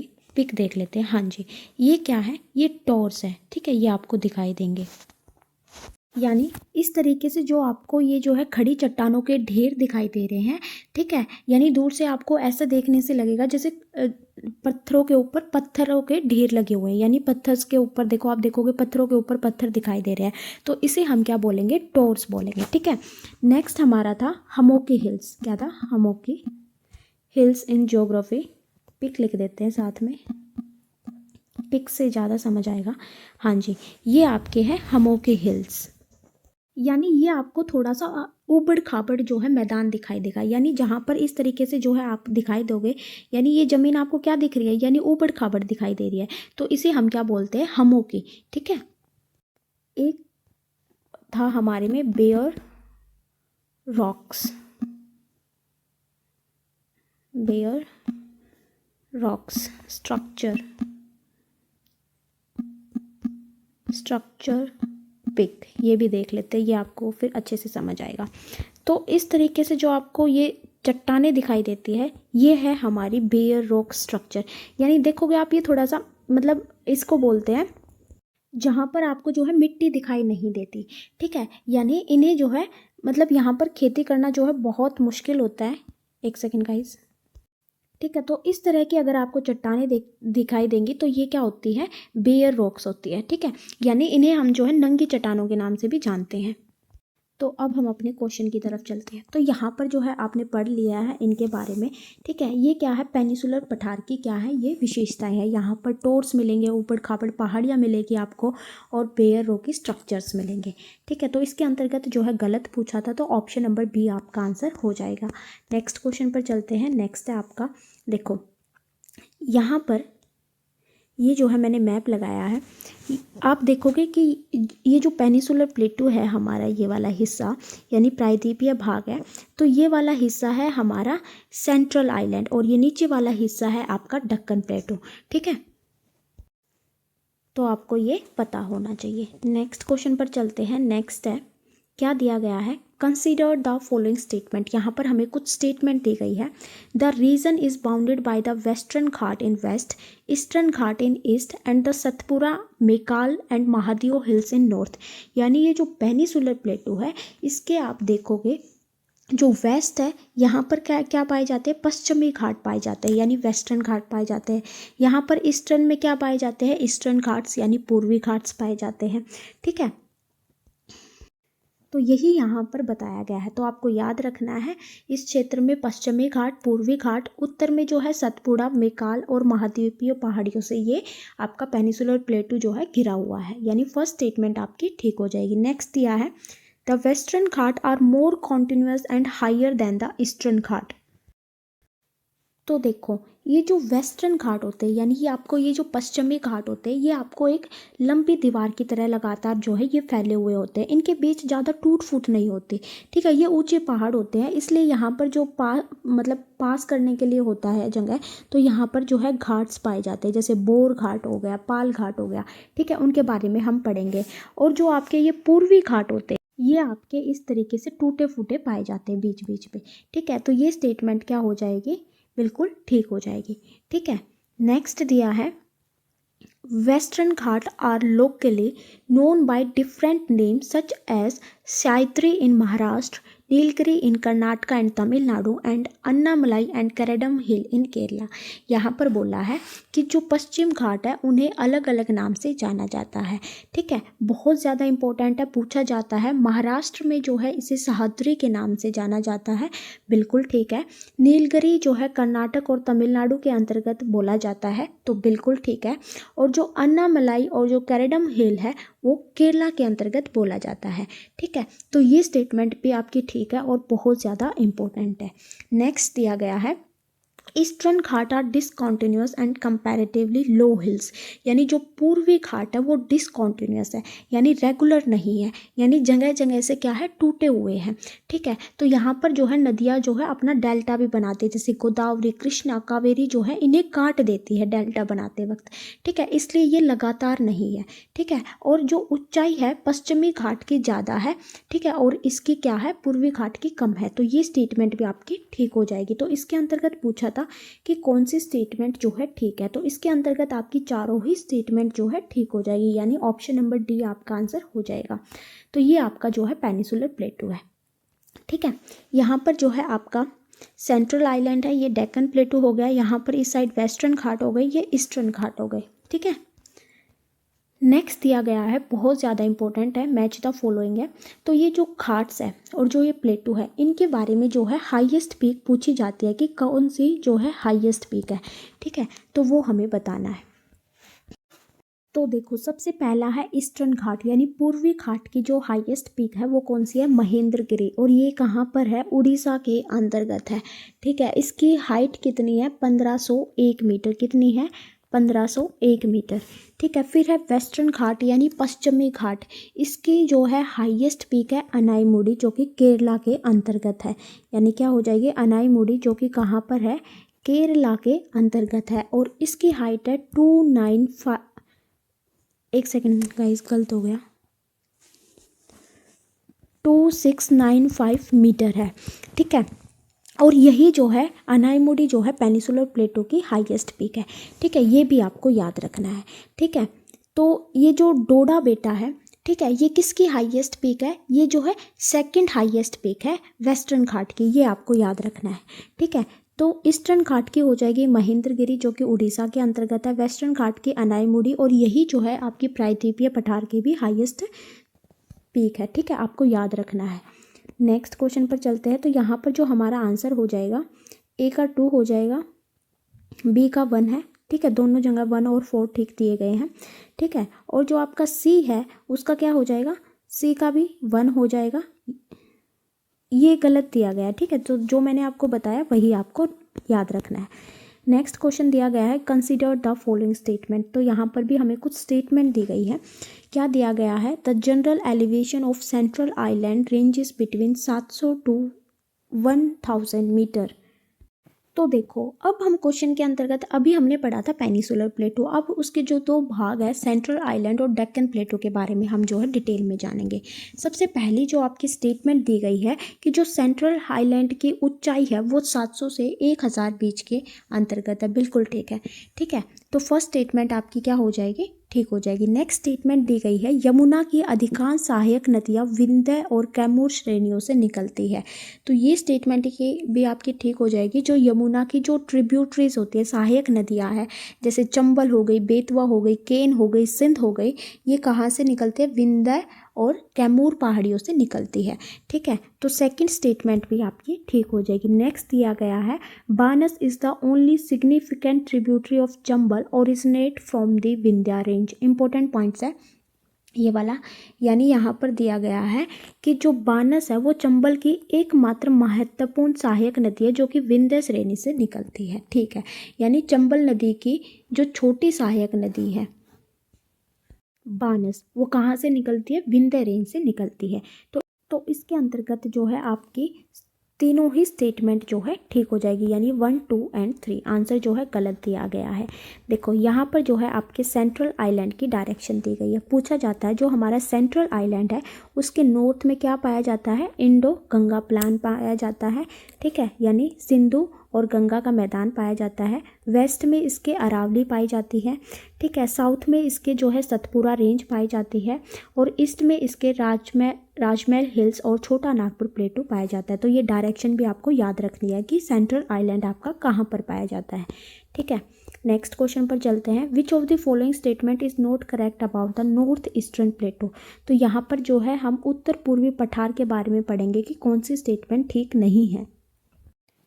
फर्स्ट स्टेटमेंट दी गई है, it is an extension of peninsular प्लेटू। ये प्रायद्वीपीय पठार का विस्तार है, बिल्कुल ठीक है। जो आपका ये प्रायद्वीपीय पठार है ये नॉर्थ ईस्ट के अंतर्गत भी, उत्तर पूर्वी क्षेत्र के अंतर्गत भी पाया जाता है। ठीक है, तो ये बिल्कुल ठीक है। नेक्स्ट है, a huge fault was created between Rajmahal hills and Meghalaya प्लेटू, यानी राजमहल पहाड़ियाँ और मेघालय पठार के बीच एक फॉल्ट है।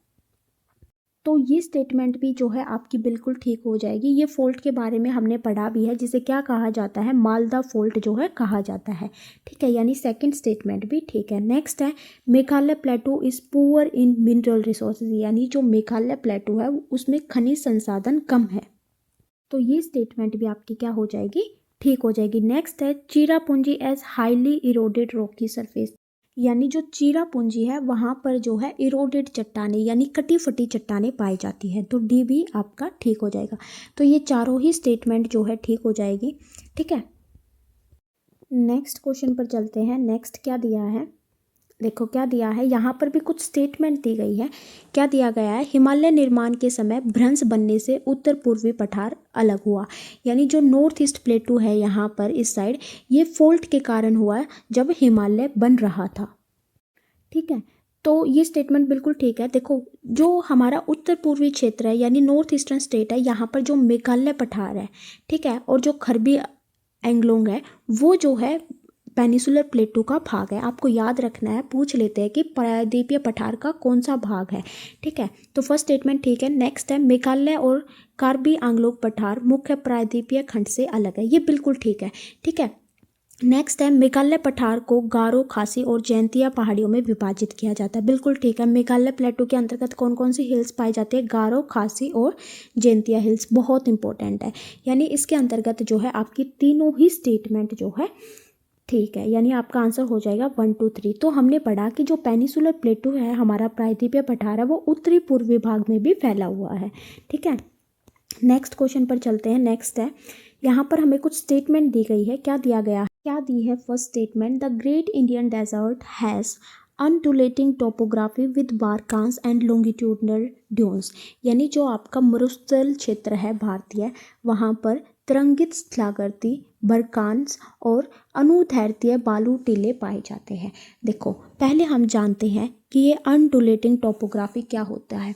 इसका मतलब होता है जमीन जो है ऊंची नीची आपको दिखाई देगी, यानी जैसे होता है ना कि चढ़ाई बहुत ऊंची हो गई, फिर उतराई एकदम मतलब भागते हुए हम आते हैं।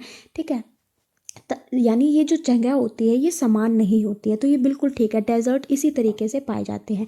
और यहाँ पर जो है बारकांस पाए जाते हैं, यानी जो यहाँ पर जो आपने देखे होंगे जो बालू के टीले होते हैं, अगर आप राजस्थान साइड गए हैं तो वहाँ पर जो है आधे चंद्रमा की तरह उनकी आकृति पाई जाती है। ठीक है, जो कि किस चीज़ से बनते हैं? बारकांस हवा से बनते हैं। ठीक है, तो ये भी ठीक है। फिर है लॉन्गिट्यूडनल ड्यून्स। इसका मतलब होता है लॉन्गिट्यूडनल ड्यून्स का मतलब होता है जो लंबी रेत के टीले दिखाई देते हैं ना, यानी हवा की दिशा के अनुसार बनते हैं। अगर हवा इस साइड से बनती है तो इस तरीके से बन जाते हैं।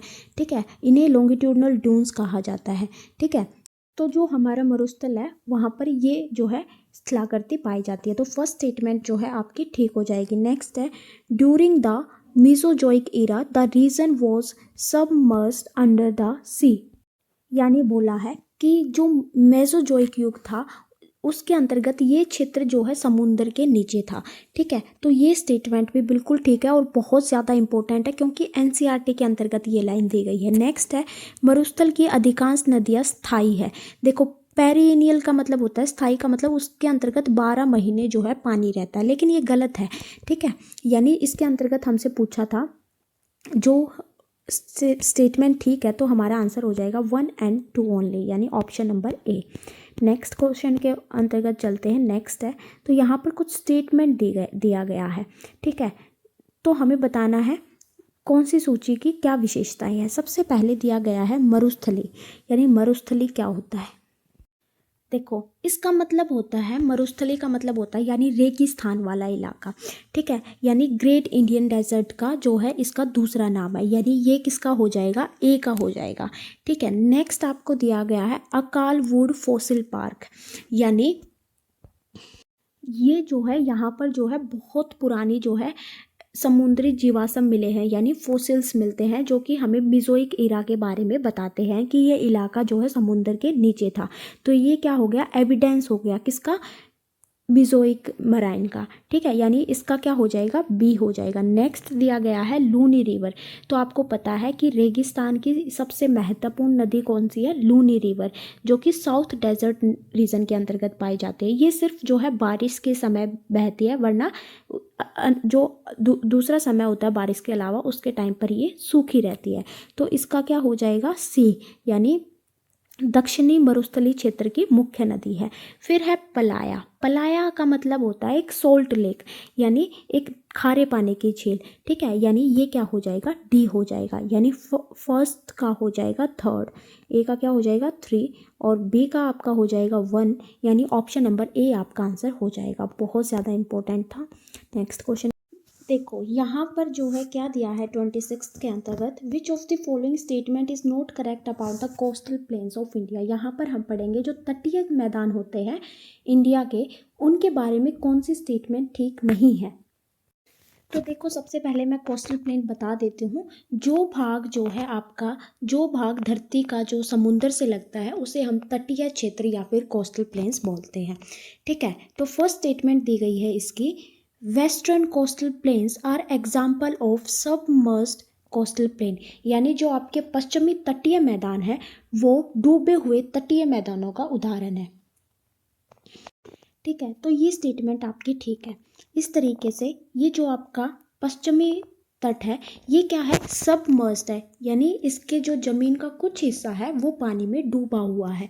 ठीक है, तो फर्स्ट स्टेटमेंट आपकी क्या हो जाएगी, ठीक हो जाएगी। नेक्स्ट स्टेटमेंट दी गई है, पश्चिमी तटीय मैदानों से बहने वाली नदियाँ बड़ी डेल्टा बनाती है। तो यहाँ पर बोल रहा है कि ये जो पश्चिमी घाट है यहाँ पर जो नदियाँ बहती है वो डेल्टा बनाती है।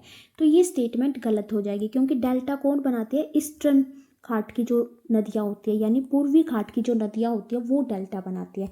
और डेल्टा होता क्या है आपको समझ आना चाहिए। मान लेते हैं ये एक समुंदर है, ठीक है, जब कोई नदी आती है बहकर तो अपने साथ जो है रेत कंकड़ मिट्टी ये सब कुछ लेके आती है।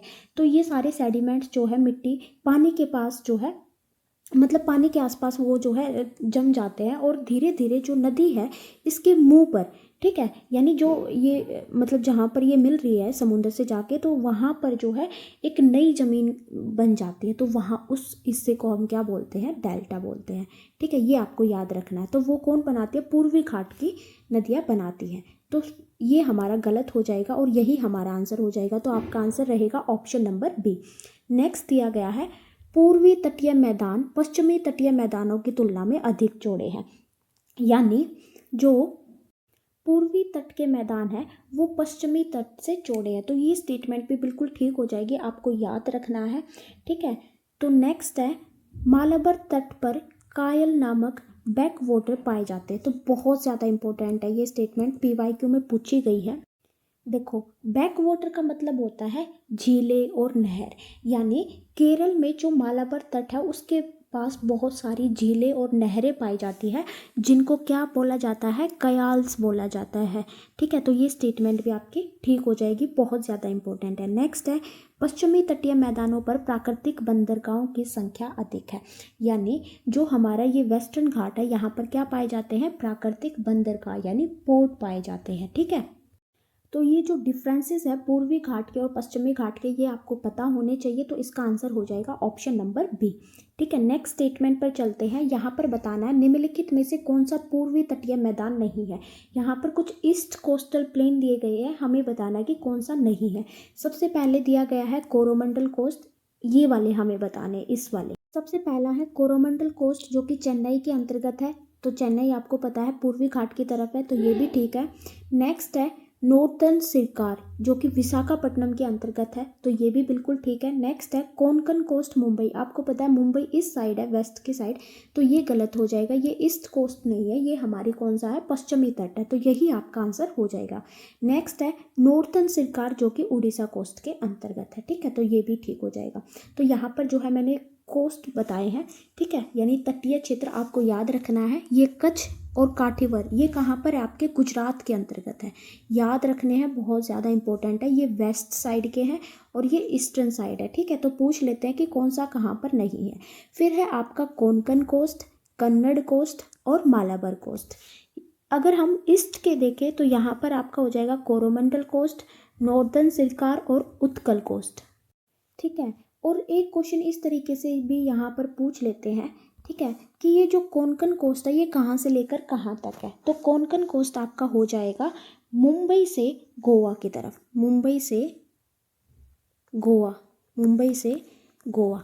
ठीक है, फिर पूछेंगे कि कन्नड़ कोस्ट कहाँ पर है, ये आपका जो है हो जाएगा कर्नाटका के अंतर्गत। कन्नड़ कोस्ट कहाँ पर हो जाएगा, कर्नाटका के अंतर्गत हो जाएगा। ठीक है, फिर है आपका मालाबार कोस्ट, ये कहाँ पर हो जाएगा, केरला के अंतर्गत हो जाएगा।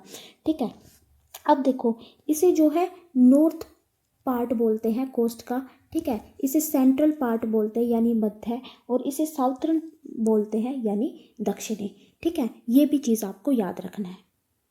अगर हम ईस्ट साइड के देखें तो ईस्ट साइड पर जो आपका कोरोमंडल कोस्ट है ये कहाँ पर पाया जाता है, तमिलनाडु और आंध्र प्रदेश के अंतर्गत पाया जाता है। ठीक है, फिर जो है नॉर्थर्न सिरकार जो है आपका आंध्र प्रदेश के अंतर्गत ही पाया जाता है। फिर जो आपका उत्कल कोस्ट है वो आपका उड़ीसा के अंतर्गत पाया जाता है। तो ये आपको लोकेशन भी पता होना चाहिए, पूर्वी घाट के भी पता होने चाहिए और पश्चिमी घाट के तटीय क्षेत्र पता होने चाहिए, बहुत ज़्यादा इंपॉर्टेंट है। तो यहाँ पर जो है मैच द फॉलोइंग दिए गए हैं, ये हमें बताना है। सबसे पहले कच्छ और काठीवर कोस्ट। कच्छ और काठीवर कहाँ पर बताया था मैंने आपको, गुजरात के अंतर्गत बताया था, यानी ए का क्या हो जाएगा 2। फिर कोंकण कोस्ट, कोंकण कोस्ट कहाँ पर बताया था, ये मैंने आपको बताया था मुंबई टू गोवा, यानी ये हो जाएगा दमन टू गोवा।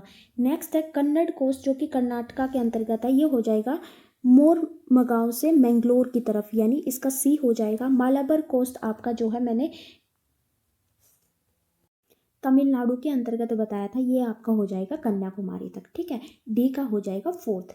ये आपको याद रखने हैं, बहुत ज़्यादा इंपॉर्टेंट है। नेक्स्ट क्वेश्चन पे क्या दिया है, which of the following statement about the Indian island is not a correct. तो हमें यहाँ पर भारत के द्वीपों के बारे में बताया गया है कि कौन सी स्टेटमेंट ठीक नहीं है। सबसे पहले Andaman and Nicobar island are separated by the 10 degree channel, बहुत ज़्यादा इंपॉर्टेंट। तो जो अंडमान और निकोबार द्वीप है वो आपका 10 डिग्री चैनल द्वारा अलग किए गए हैं, बहुत ज़्यादा इंपॉर्टेंट है और ये बिल्कुल ठीक है। नेक्स्ट दिया गया है कि बैरन द्वीप भारत का एकमात्र सक्रिय ज्वालामुखी है, बहुत ज़्यादा इंपॉर्टेंट। पूछा जाता है कि एक एक्टिव वोल्केनो इंडिया का कहाँ पर है, तो कौन सा हो जाएगा, बैरन आइलैंड जो कि अंडमान के अंतर्गत है। तो सेकंड स्टेटमेंट भी आपकी ठीक है। नेक्स्ट है Lakshadweep island are of volcanic erosion, यानी जो आपका लक्षद्वीप द्वीप है वो ज्वालामुखी उत्पत्ति का बना हुआ है, तो ये गलत हो जाएगा। जो आपका लक्षद्वीप है वो किससे बना है, कोरल आइलैंड है, ये आपका क्या है, कोरल आइलैंड है। ठीक है, यानी ये जो है समुद्री चट्टानों का बना हुआ है। ठीक है, तो गलत पूछा था तो यही आपका आंसर हो जाएगा।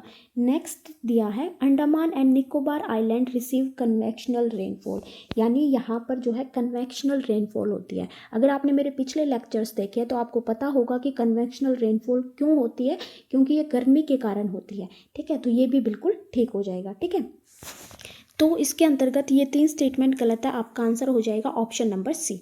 नेक्स्ट स्टेटमेंट के क्वेश्चन के अंतर्गत तो क्या स्टेटमेंट दी गई है, Lakshadweep island are entirely built of coral deposit, यानी जो आपका लक्षद्वीप द्वीप है वो परवाल निक्षेपों से बना है।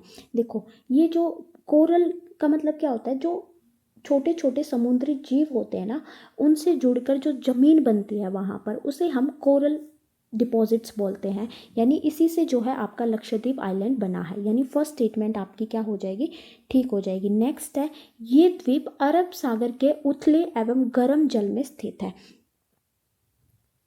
तो ये स्टेटमेंट भी क्या हो जाएगी, बिल्कुल ठीक हो जाएंगी। यानी ये जो कोरल्स होते हैं ये सिर्फ गर्म और साफ पानी में होते हैं। ठीक है, इसलिए ये कहाँ पर है, अरेबियन सी के अंतर्गत है, यानी दोनों ही स्टेटमेंट आपकी ठीक हो जाएगी। तो आपका आंसर हो जाएगा option number A. Next question पर चलते हैं। नेक्स्ट है यहाँ पर मैच द फॉलोइंग दी गई है, बहुत ज़्यादा इंपॉर्टेंट है, तो देखते हैं। देखो 10 डिग्री चैनल मैंने अभी आपको बताया, ये किसको अलग करता है, अंडमान एंड निकोबार को, यानी ए का हो गया फर्स्ट। नेक्स्ट है 9 डिग्री चैनल, तो ये जो आपका 9 डिग्री चैनल है ये जो है किसको करता है, लक्षद्वीप आइलैंड को डिवाइड करता है, यानी तो ये जो आपका 9 डिग्री चैनल है ये लक्षद्वीप आइलैंड को क्या करता है, 2 भागों में बांटता है, यानी बी का हो गया 4th। नेक्स्ट है बैरन आइलैंड, ये मैंने बताया ये सिर्फ एकमात्र जो है वोल्केनो, एक्टिव वोल्केनो है इंडिया का। ठीक है, यानी सी का हो गया 2। नेक्स्ट है मिनिकोय आइलैंड, क्या है, लार्जेस्ट आइलैंड है लक्षद्वीप का। तो पूछ लेते हैं कि लक्षद्वीप का सबसे बड़ा आइलैंड कौन सा है, सबसे बड़ा द्वीप कौन सा है, तो आपको याद रखना है मिनिकोय आइलैंड। तो बहुत ज़्यादा इंपॉर्टेंट था ये क्वेश्चन। ठीक है, तो आप ये कर लोगे। नेक्स्ट क्वेश्चन क्या दिया गया है, which of the following statement about mountain peaks of Andaman and Nicobar island not correct. तो यहाँ पर अंडमान और निकोबार आइलैंड की जो है कुछ चोटियाँ दी गई है, हमें बताना है कि कौन सी ठीक नहीं है। फर्स्ट स्टेटमेंट है saddle peak is located in north Andaman and is 738 metre height, यानी जो सैडल पीक है वो नॉर्थ अंडमान में स्थित है और इसकी ऊंचाई 738 मीटर है। तो फर्स्ट स्टेटमेंट बिल्कुल ठीक हो जाएगी। जो अंडमान और निकोबार है उसकी हाईएस्ट पीक क्या है, सैडल पीक है, ये भी आपको याद रखना है। ठीक है, नेक्स्ट है माउंट डियालो मध्य अंडमान में स्थित है। बिल्कुल ठीक है, पूछ लेते हैं कि माउंट डियालो कहाँ पर स्थित है, तो ये हो जाएगा मिडल अंडमान में। अब आप सोचोगे कि मैंने ये क्यों ले रखे, क्योंकि ये एनसीईआरटी के अंतर्गत है, इसलिए बहुत ज़्यादा इंपॉर्टेंट हो जाते हैं। तो आप देखते हो ना कि ऐसे क्वेश्चन कहाँ से पूछ लिया एकदम से, तो एनसीईआरटी बहुत ज़रूरी है। ठीक है, तो सेकंड स्टेटमेंट भी आपकी ठीक हो जाएगी। नेक्स्ट है माउंट कोयोब अंडमान निकोबार द्वीप की सबसे ऊंची चोटी, ये गलत हो जाएगा। मैंने अभी आपको बताया सबसे ऊंची चोटी कौन सी है अंडमान और निकोबार की, सैडल पीक, यानी ऑप्शन नंबर सी इसका आंसर हो जाएगा, क्योंकि ये गलत है। नेक्स्ट है माउंट थ्यूलर ग्रेट निकोबार में स्थित है। बिल्कुल ठीक है, ग्रेट निकोबार में क्या है, माउंट थ्यूलर। ठीक है, नेक्स्ट क्वेश्चन है आपका, क्या दिया गया है, कंसीडर द फॉलोइंग स्टेटमेंट। यहाँ पर भी कुछ स्टेटमेंट दी गई है, वो हमें बतानी है। क्या दिया है, Lakshadweep island lie between 8 degree north to 12 degree north latitude. Statement आपकी बिल्कुल ठीक हो जाएगी कि जो लक्षद्वीप द्वीप है उसका लैटिट्यूडनल एक्सटेंट कितना है, 8 डिग्री नॉर्थ से 12 डिग्री नॉर्थ। आप सबको पता है ये हमारे क्या होते हैं, लैटिट्यूड्स होते हैं। ठीक है, नेक्स्ट है these island are located 440 kilometre away from the Kerala coast, यानी ये जो द्वीप है ये केरल तट से 220 से 440 किलोमीटर की दूरी पर स्थित है। तो सेकंड स्टेटमेंट भी आपकी बिल्कुल ठीक है। नेक्स्ट है लक्षद्वीप ज्वालामुखी उत्पत्ति के है, नहीं, तो ये मैंने आपको बताया ये कौन से हैं, कोरल के हैं। ठीक है, तो ये स्टेटमेंट हमारी गलत हो जाएगी। तो यहाँ पर पूछा था कि कौन सी स्टेटमेंट ठीक है, तो आपका आंसर हो जाएगा ऑप्शन नंबर ए। एक चीज़ और आपको लक्षद्वीप के बारे में याद रखना है कि ये कब बना, इसका नाम कब रखा गया था, 1973 के अंतर्गत रखा गया था। ठीक है, और इसे क्या क्या बोला जाता है, लक्का देवी भी बोला जाता है। ठीक है, और इसे मिनी कोय भी बोला जाता है, मिनी कोय। ठीक है, और इसे अमीन देवी भी बोला जाता है, अमीन देवी आइलैंड भी बोला जाता है। और ये 32 स्क्वायर किलोमीटर के अंतर्गत फैला हुआ है, ये भी आपको याद रखना है लक्षद्वीप आइलैंड के बारे में। ठीक है, और इसका जो हेड क्वार्टर है वो कहाँ पर है, कवरत्ती के अंतर्गत है। कहाँ पर है, कवरत्ती के अंतर्गत है। ठीक है, तो यहाँ पर जो है आपका चैप्टर ख़त्म होता है। तो इसके अलावा जो है हम इस चैप्टर के एक वीडियो और डालूंगे, उसमें हम करेंगे जैसे पासिस हो गए आपके, ठीक है, ये करेंगे हम। ठीक है, और जैसे घाट्स हो गए, जैसे बोर घाट, पाल घाट, ठीक है, इन सब के बारे में करेंगे। तो एक दो टॉपिक्स है जो एनसीईआरटी के अंतर्गत नहीं थे, इन्हें हम अलग से करेंगे, इंपॉर्टेंट है सभी एग्ज़ाम के लिए। अगर आपको वीडियो पसंद आए तो please like share and comments. Thank you so much guys.